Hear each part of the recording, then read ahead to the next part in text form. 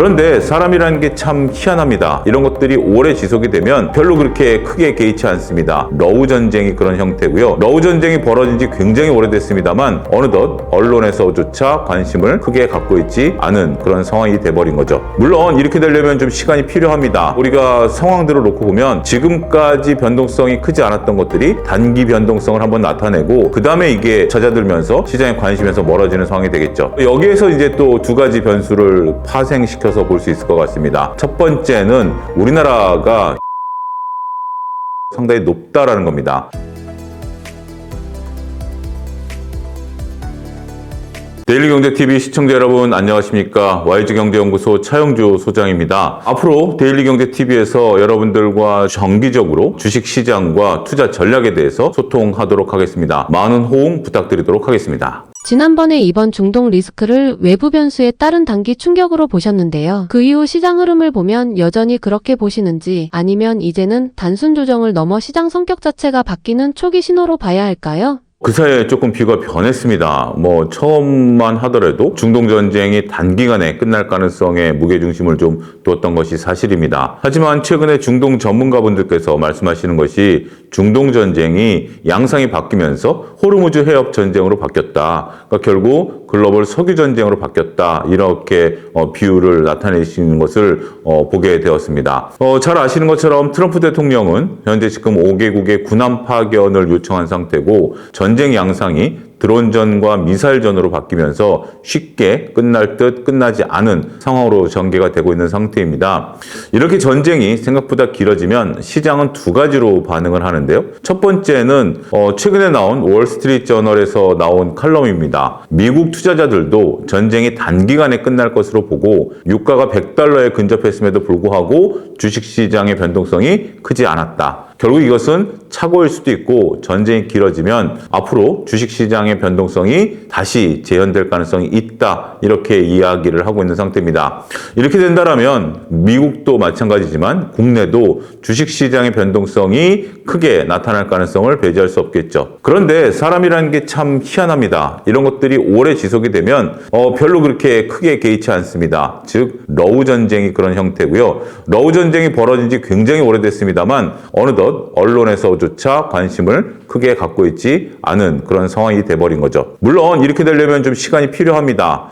우리가 상황들을 놓고 보면 지금까지 변동성이 크지 않았던 것들이 단기 변동성을 한번 나타내고 그 다음에 이게 잦아들면서 시장의 관심에서 멀어지는 상황이 되겠죠. 여기에서 이제 또 두 가지 변수를 파생시켜서 볼 수 있을 것 같습니다. 첫 번째는 우리나라가 중동산 원유의 의존도가 상당히 높다라는 겁니다. 우리나라 수입 원유의 80%가 중동산이기 때문에 우리나라 경제, 일본 경제의 타격감이 상당수 나타날 가능성이 있다는 거죠. 이거는 중기적으로 보면 악재입니다. 마지막으로 긍정적으로 볼 수 있는 것은 우리 반도체 시황이 여전히 살아있다는 거죠. 복합적으로 말씀드리면 그렇습니다. 일단 반도체 같은 경우 시장 변동성의 영향을 크게 받지 않을 가능성이 있습니다. 특히 4월 달이 되고 나면 실적이 나타나고 나서 더욱더 공고한 주가 상승이 나타날 가능성이 있죠. 하지만 그 외 종목들에 대해서는 변동성이 일단 나타날 수 있는 가능성, 특히 이제 3월 달 하순까지는 그런 가능성을 대비해야 되지 않을까 말씀드릴 수가 있겠습니다. 고객 예탁금 120조 수준과 저가 매수세를 근거로 시장의 탄탄함을 말씀해 주셨습니다. 그런데 최근 흐름까지 반영했을 때도 밀리면 사는 장이 아직 유효한지 아니면 이제는 매수세의 힘이 예전만 못하다고 보시는지 궁금합니다. 조금 상황이 미묘하게 미세하게 변했죠. 반도체는 밀리면 산다라는 것이 하나의 결정적인 부분들이었습니다. 우리가 그 삼성전자 기준으로 봤을 때 18만 전자, 하이닉스 기준으로 봤을 때 80만 닉스가 왔을 때가 저점이었죠. 그때 밀릴 때 사셨던 분들은 지금 녹화일 기준으로 봤을 때 20만 전자, 100만 닉스까지 왔기 때문에 약 10%의 차익을 안전하게 얻으셨을 거라고 보여집니다. 하지만 그 외 종목들에 대해서는 우리가 밀리면 산다라는 방식이 꼭 통용이 됐느냐? 그렇게 보기는 좀 어려울 것 같습니다. 물론 종목에 따라서는 수익이 날 부분도 있긴 하겠습니다만 시장 전체적으로 봤을 때는 반도체와는 다른 양상을 보이게 된다라고 말씀드릴 수 있겠죠. 그리고 이제 투자자분들이 고객예탁금은 어느 정도 일정 수준 유지를 하고 있습니다만 매수 강도가 상대적으로 낮아진 것 같습니다. 2월 한 달 동안은 변동성이 있는 상태에서도 매수 강도가 굉장히 셌었는데 3월 중순 들어서는 이 매수 강도가 상대적으로 약화되면서 일단 돈은 넣어놓자. 하지만 관망을 하자라는 것으로 약간의 미묘한 변화가 감지된다라는 거죠. 최근 나온 언론의 보도에 따르면 현재 지금 신용 대출 은행권에 상당히 많이 늘어나고 있다라는 겁니다. 마이너스 통장이라든지 신용 대출 이런 것들이 주택담보대출을 초과해서 현재 지금 나타나게 된다라는 건데 이들의 상당수가 주식시장으로 흘러간다라는 겁니다. 다시 얘기하면 은행에 가서 대출을 받아서 바로 증권계좌로 이체를 한다라는 거죠. 근데 이런 자금들의 성격은 우리가 개별 종목보다는 뭐 ETF라든지 아니면 반도체 쪽으로 흘러가게 된다라는 측면에 있어서 보면 자 이제 정리하면 그렇습니다. 3월 달의 변동성을 놓고 보면 밀리면 산다라는 것은 반도체에서는 유효할 수 있겠다. 하지만 반도체를 제외하고 나면 유효하기 힘들 수도 있겠다. 이렇게 말씀드리겠습니다. 소장님께서 한국 증시가 미국 증시보다 더 좋은 퍼포먼스를 낼 수 있다고 보셨는데요. 최근 지정학 리스크와 미국 금리 변수까지 감안했을 때도 그 상대 우위 시각은 유지되는지 아니면 조금은 보수적으로 바뀌셨나요? 예, 저는 아직까지 국내 시장이 미국 시장 대비해서는 조금 주가 수익률 면에 있어서 경쟁력이 좀 있다라고 생각을 합니다. 지금 이제 우리나라 같은 경우는 코스피 시장뿐만이 아니라 코스닥 시장에서도 액티브 ETF가 계속해서 출시가 되고 있죠.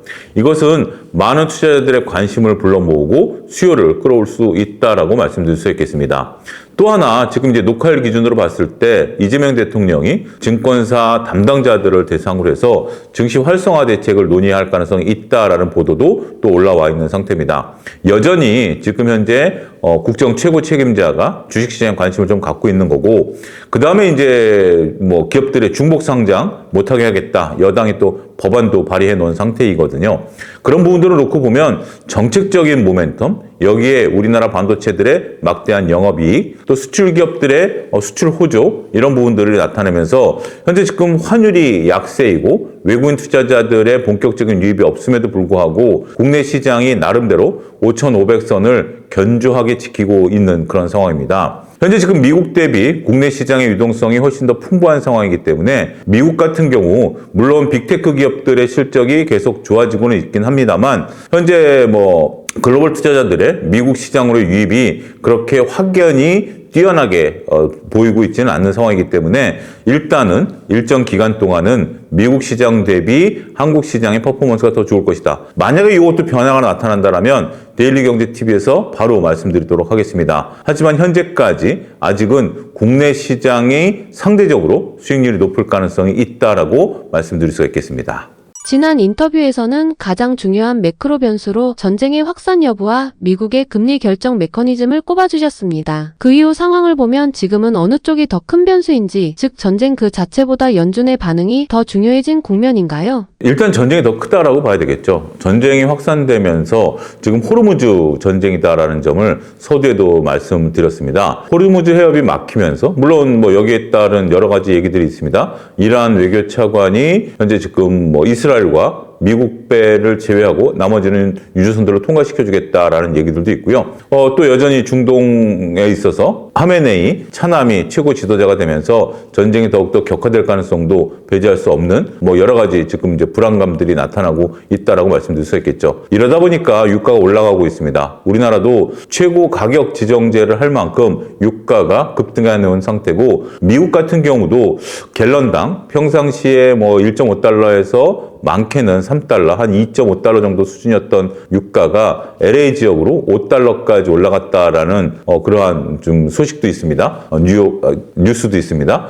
그런 부분들을 감안하면 지금 인플레이션이 자극이 된다라는 거죠. 이게 왜 인플레이션을 자극하냐면 제가 얼마 전에 2,000원 넘는 기름을 넣습니다. 제 차 기준으로 봤을 때 보통 한 10만 원 정도 기름을 넣다가 한 15만 원 정도 기름을 좀 넣은 상태입니다. 그래도 한 13만 원 정도 기름을 넣은 상태입니다. 그만큼 3만 원에 대한 소비가 늘어났고 이것은 인플레이션으로 잡힌다라는 거죠. 이러면 금리 인하는 물 건너 간다라고 봐야죠. 인플레이션 속도가 나타났을 때 우리가 미국 같은 경우 평균 갤런당 5달러였을 때 인플레이션이 9%를 달성한 적이 있습니다. 그러면서 본격적으로 금리를 인상하는 계기가 됐었던 것도 사실이죠. 그 악몽이 지금 투자자들 내리 속에 스쳐 지나가고 있는 상황입니다. 이번 주 같은 경우 지금 이제 FOMC, BOJ, ECB 그러면서 미국, 일본, 유럽의 통화 정책 회의가 열립니다. 이 상황에서는 현재 지금 동결이 유지될 것으로 보고 있는 상황이고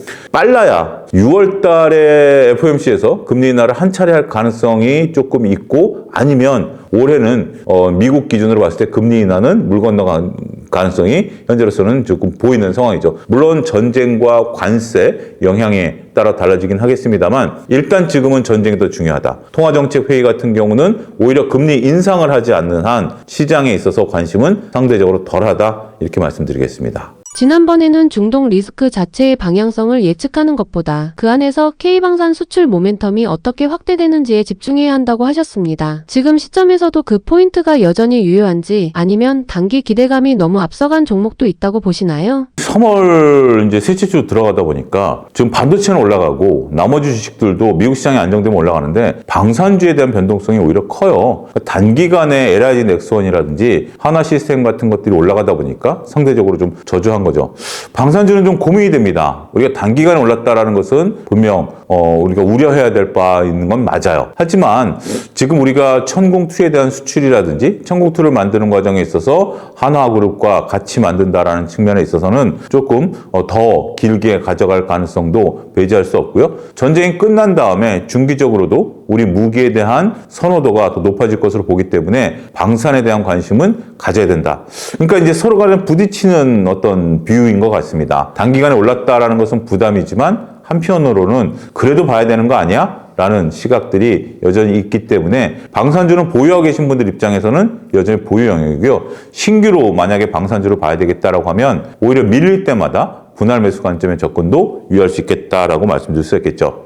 하지만 지금 현재 시장에 있어서 모든 것을 잡아먹는 게 바로 중동 전쟁이죠. 모든 뉴스, 모든 시장 상황, 전망 이런 것들을 잡아먹는 게 중동 전쟁이기 때문에 특히 저는 이러한 중동 전쟁의 리스크가 4월 중순까지 정도의 변동성의 중요 역할이라고 보여집니다. 무슨 말이냐고 하면 4월 중순이 되고 나면 우리나라 삼성전자의 이제 잠정 실적이 나오죠. 그러면 이제 나름대로 반도체가 방향을 다시 잡겠죠. 그리고 이제 트럼프 대통령이 전쟁을 한두 달 내에 끝내겠다라고 했던 것도 또 4월 달 정도 됩니다. 여기에 이제 하메네이의 차남이 최고 지도자가 되죠. 모지타파가 최고 지도자가 된 상태인데 그 사람도 이제 뭐 전열을 가다듬는다 그럴까요? 그러고 나서 액션을 또 취할 수 있는 것이 4월 중순 정도가 되겠죠. 그때까지 액션이 없으면 출구 전략을 서로 각자 모색할 가능성도 있습니다. 그래서 전쟁과 관련돼서 확전 여부는 4월까지는 열어두자. 그리고 4월까지 열어둔 상태에서 그 이후에도 우리 무기에 대한 관심은 커질 수 있다.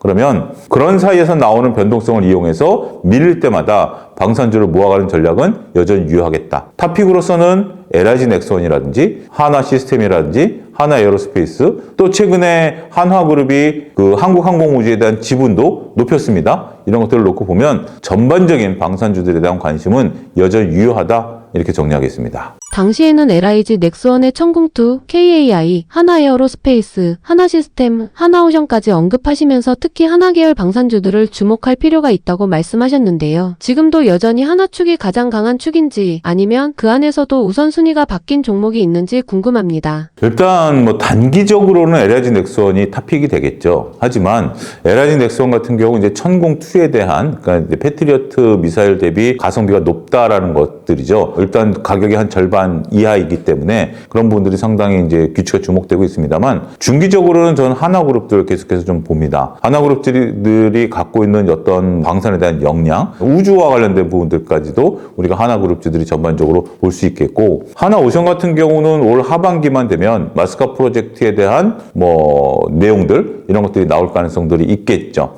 그런 부분들을 놓고 보면 방산주를 모아가는 과정에 있어서 지금 단기적으로 트레이딩 관점에서는 LIG 넥스원, 한화 시스템 모아가는 관점에 있어서는 하나 시스템, 하나에어로스페이스 같은 순서대로 모아가는 전략, 그 다음에 한국항공우주나 하나오션 같은 경우는 이벤트 드리븐 전략, 어떤 얘기들이 우주항공과 관련된 얘기들이 나온다라든지 아니면 마스카 프로젝트와 관련된 얘기들이 나왔을 때 그런 것들을 잘 이용해서 매매를 하게 된다면 좋은 전략이 되지 않을까 말씀드릴 수가 있겠습니다. 트럼프의 방위비 압박과 중동 리스크가 겹치면서 방산은 이제 단순 테마가 아니라 실적 산업으로 다시 평가받는 구간이라는 시각도 있습니다. 소장님께서는 지금 방산주를 실적 기반으로 더 볼 수 있는 구간인지 아니면 이미 기대가 많이 반영된 구간인지 어떻게 판단하십니까? 우리가 이제 기대와 실적 사이에서 놓고 보면 결국 실적이 안 따르면 그냥 기대주가 되는 거고 실적이 따라주면 이제 실적주가 된다라고 말씀드릴 수 있겠죠.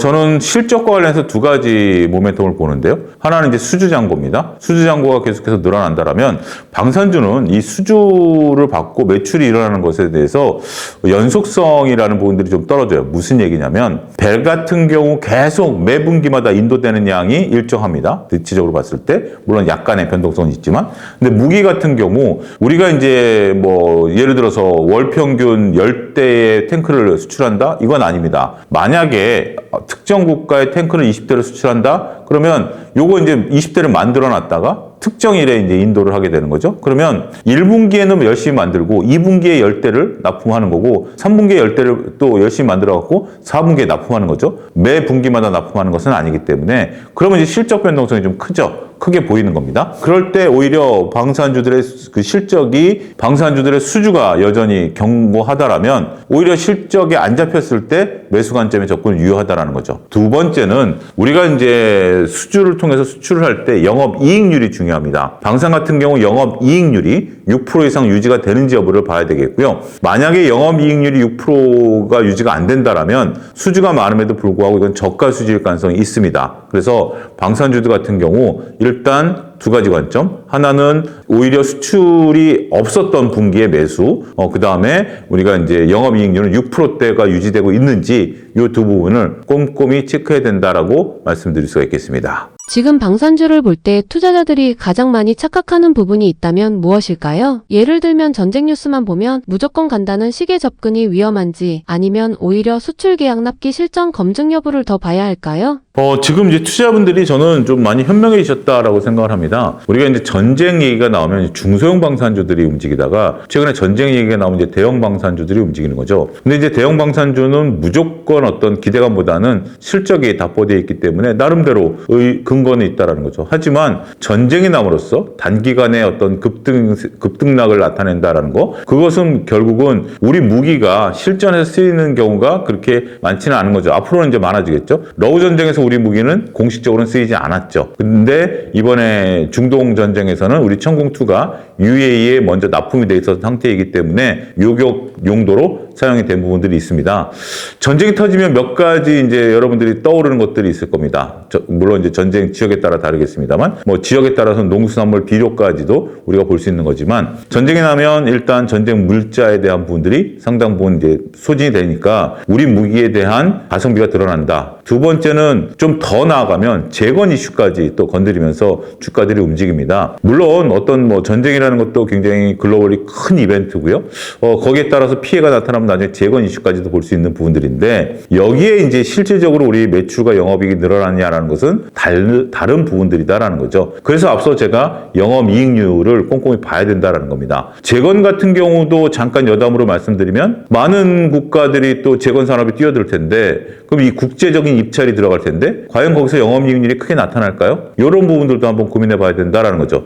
자, 방산으로 돌아오면 일단 지금 전쟁이 나타나면 뭐 전쟁이라는 건 없어야 되지만 방산주들이 단기간에 급등할 가능성이 있습니다. 그것을 만약에 그런다라면 중기적으로 보유하셨던 분들도 한번 팔았다가 다시 사는, 여전히 수주 모멘텀이 살아있으니까 그런 이벤트 드리븐 전략으로 접근하시면 좋지 않을까 말씀드릴 수가 있겠습니다.